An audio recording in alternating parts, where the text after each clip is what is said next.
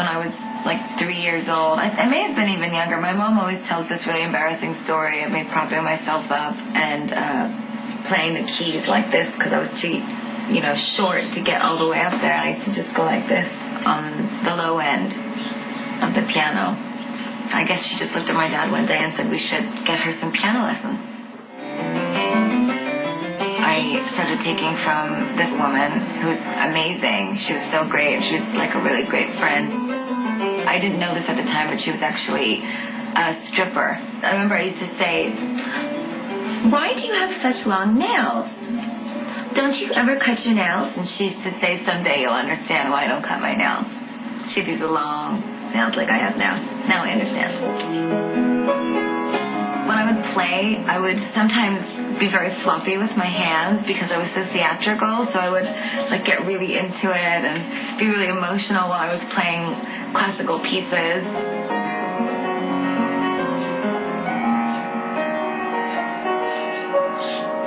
I had this one teacher that tied a string to my wrist, and I would play Hanon exercises, or these really fast scales that go up and down the piano.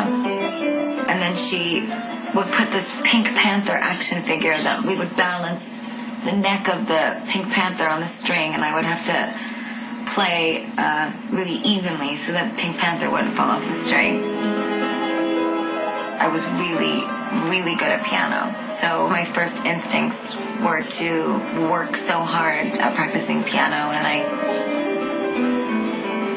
I might not have been a natural dancer, but I am a natural musician. That is the thing that I believe that I'm the greatest at.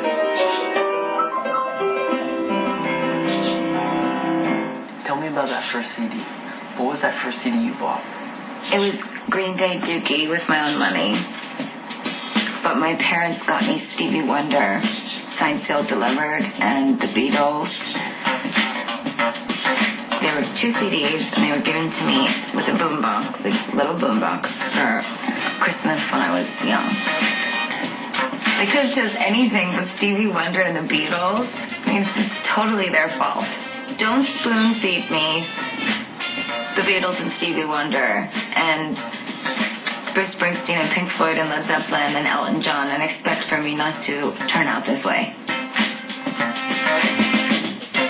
My dad saw me singing along to his records, and he would pick me up and throw me around the room and laugh and cry with me while I would sing Pink Floyd and Bruce Springsteen and Billy Joel records with him. Were they your dad's records? Oh yeah, all my dads. My dad was really into rock and roll. It was this special thing between my parents and I going to see music together. My dad would take me to Arthur's Cafe to see, I think his name was Frankie. Frankie used to sing, "You Sex," remember? And I would always feel really awkward because my dad was there. But that's really what shaped my love for music. Could you rock out on that piano? Well, I knew that music on the speakers, but the only music that I knew how to play was classical music. I only knew Beethoven and Mozart and Bach and Chopin and Rachmaninoff. That's all I knew. And then my father gave me for Christmas, it was a Bruce Springsteen songbook for the piano. And on it was Thunder Road, which is my favorite Bruce Springsteen song. And my dad said, if you learn how to play this song, we will take out a loan for our grand piano, a baby grand. It was the hardest thing for me. I was playing these huge pieces, like 15 pages long, and then there was this Bruce Springsteen song. I opened up the book and it was like guitar chords. I was so confused, I didn't understand it. So I just started to read it.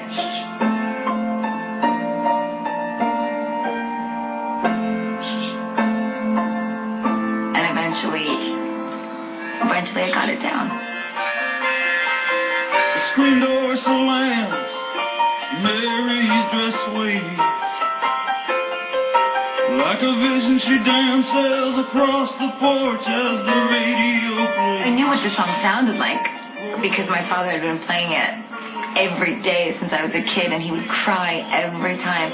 He would always cry and he would say, "Baby, I just imagine when you're 18 and you leave me for another man." That's what he used to say. Because the lyrics in that song, "Screen door slams, Mary's dress sways," is all about the road of life and leaving those behind you.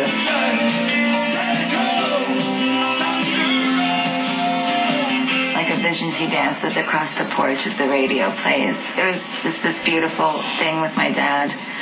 Bruce represents my youth, and he still is so much of my life now. Whenever I search down a highway, I can't not think about Bruce Springsteen. It just doesn't happen. That's what's great about real legends. They own the whole interstate.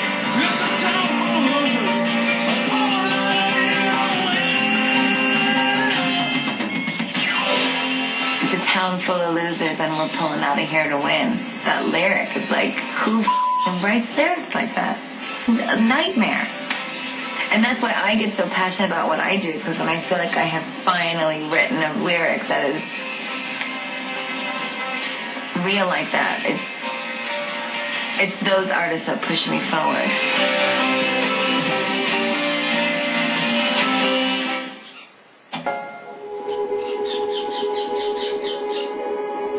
I would spend hours listening to music in front of the mirror in my mother's pearls, in her fake pearls.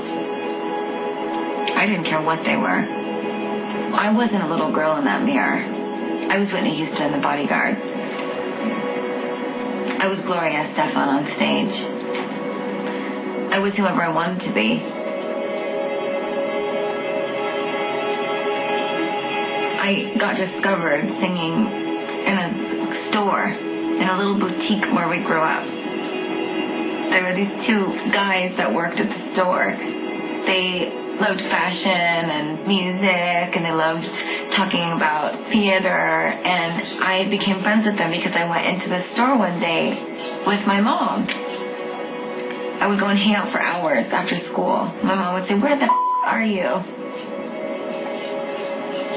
One day I started singing, and one of them said, "You have a very nice voice."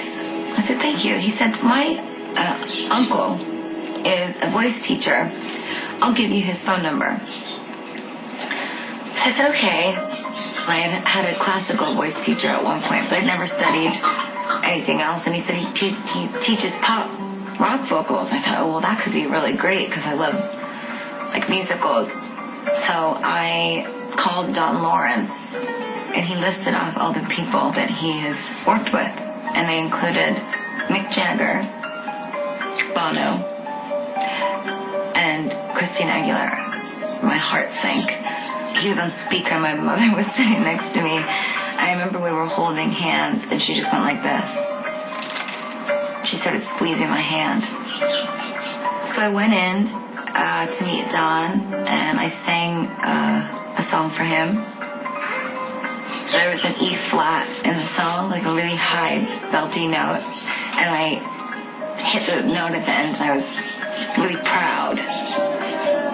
I didn't hit it very well. Little did I know that I hadn't hit it very well.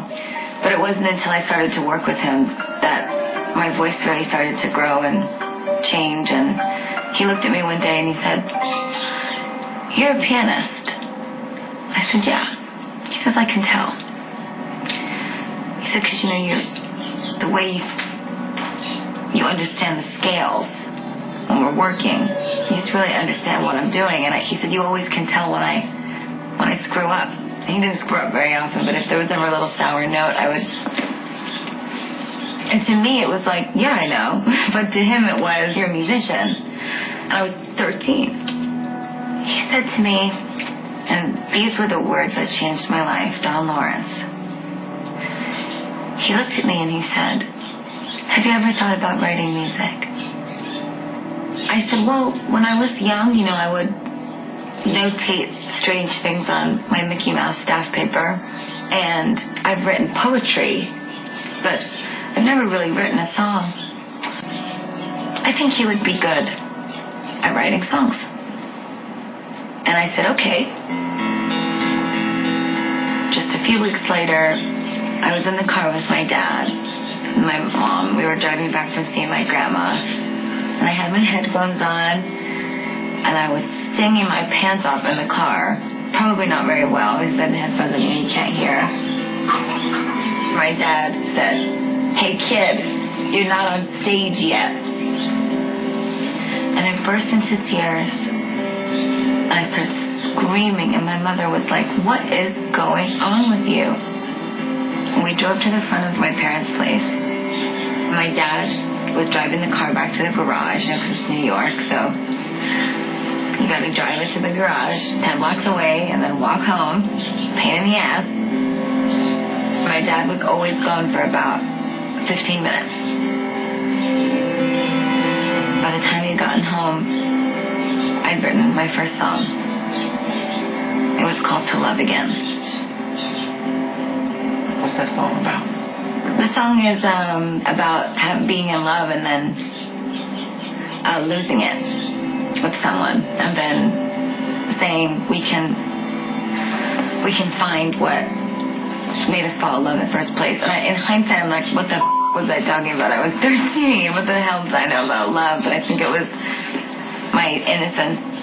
You know, of course, my first song had to be some giant, dramatic power ballad.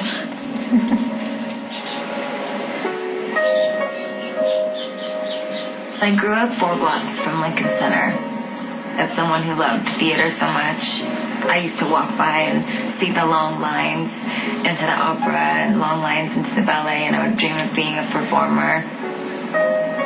Over the years, as I got older, I became more rebellious. Sometimes I would sneak out, and I was kind of bad. I would go down to all kinds of places with my friends in the village. When I grew up by Lincoln Center, I wasn't able to access all of the things that were on the Lower East Side, and I wasn't in a school that was enriching me culturally in that way. It was like I needed to myself up and go lick the ground for a couple of years to understand New York City and understand a whole different side of the pavement.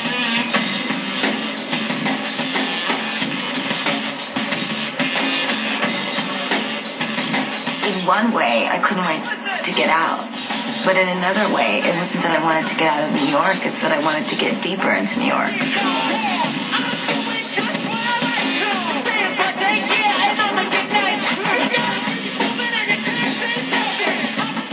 When I first moved down there, I just didn't have a lot of money to pay rent. I think it was $1,100 a month. And that was a lot of money to make. I go dance. I got a job as a waitress, and my dad paid half my month's rent for 3 months in a row until I got on my feet. And then he said, you have a year to make something happen, or I'm going to make you go back to school. What were you looking for?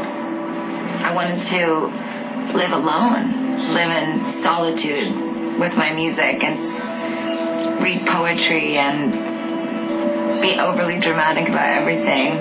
And that's what I did. Do you remember what your first show was like? Remember I had on a big white hippie skirt, a green tube top. I put a flower in my hair. I played a bunch of songs that nobody knew. I didn't give I did like an hour and a half set. Isn't that funny? My first show, what was I thinking? An hour and a half? Who gives a shit? Nobody knows who you are. I was so delusional. I play for an hour and a half now. I have songs people want to hear. But back then I just thought to myself, well, if I'm a real professional, I will give off the illusion of professionalism, like I know what I'm doing. Always after the show, someone would go, you got some pipes. You really got some pipes. Or I like that one song, Hollywood. I like that song. There's this one song that I had called Hollywood.